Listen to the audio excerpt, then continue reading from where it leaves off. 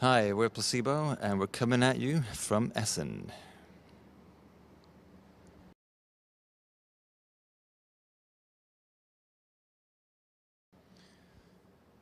Well, we've seen it all in photos previously, and it looks pretty much how I imagined it, but it sounds better than I thought it would. I mean, obviously, it wasn't really designed to do concerts in, but it's pretty impressive, architecturally, and just the history of something being built for something completely different, now being used for something completely different. Uh, So this kind of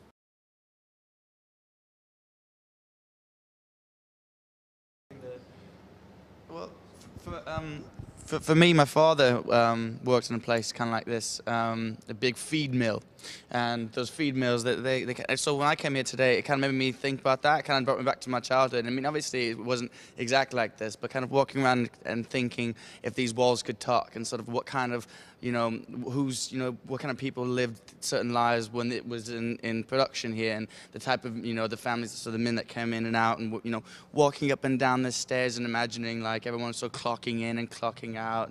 And me personally, that sort of reminded me of that, and the factory that I had my first job in when I was 15 as well, working assembly lines and stuff like that. Kind of, for me, it brought me back to all that, which is kind of cool.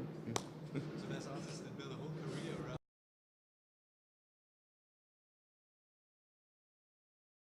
No, I mean, from for me, it's just a strikingly beautiful place, but not in an obvious way.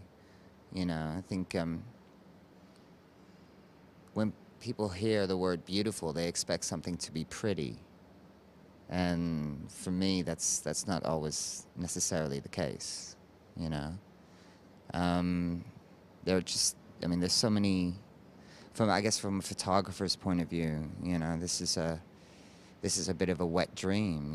There's so many lines, there's so many different planes, and sort of intersections, and uh, somebody who's very, very interested in lines, as a lot of photographers would be. Would find a a never-ending amount of angles that they could shoot this kind of industrial aging machinery from. you know I think what Steve said was very inspiring um, about the toil, and the sweat, and and obviously sort of the muscle and the pain that went into feeding your family in a place like this.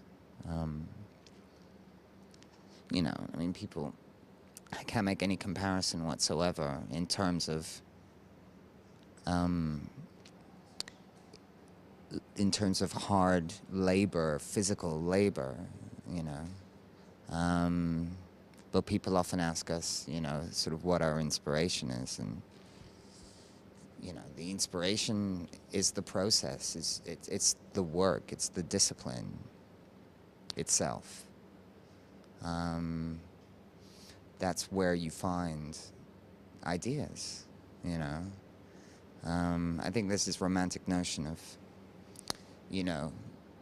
that the musician wakes up in the morning. Oh, in the afternoon, excuse me. The musician wakes up in the afternoon and he kicks the groupies out of bed. And then he rolls onto a needle full of drugs into the gutter and then spouts beautiful poetry to the moon. And maybe that works for some people for a short period of time, but, but in our case, it's very, very much about, the process and discipline itself, And if there's a great deal of satisfaction to be had from that Arbeit, kind of thing.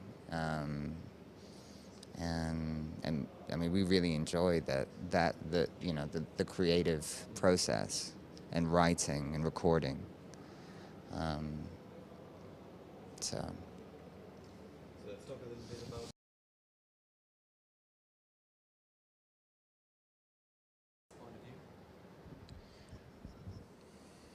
Well, what happens during a live show is we put in the energy that we can into our performance, and if we feel that there's an energy and a step forward by the audience towards us, that is when the magic happens. That's when it becomes a special moment. And it's very hard to please everyone, you know. When we come to tour a new album like we're doing now, we're obviously very excited about playing the new songs, because some of the old songs we've played for almost 20 years now. So we try to do a mix of songs that we feel that we have an emotional connection to still, and also to play some of our more, I suppose, commercial songs. And it's about finding the right set list for us, and I think if we can put in, you know, the right emotion behind it, then I think that transmits. And if the audience is receptive to that and they're enjoying it, and we kind of meet halfway, then that's when it becomes a really, really good evening.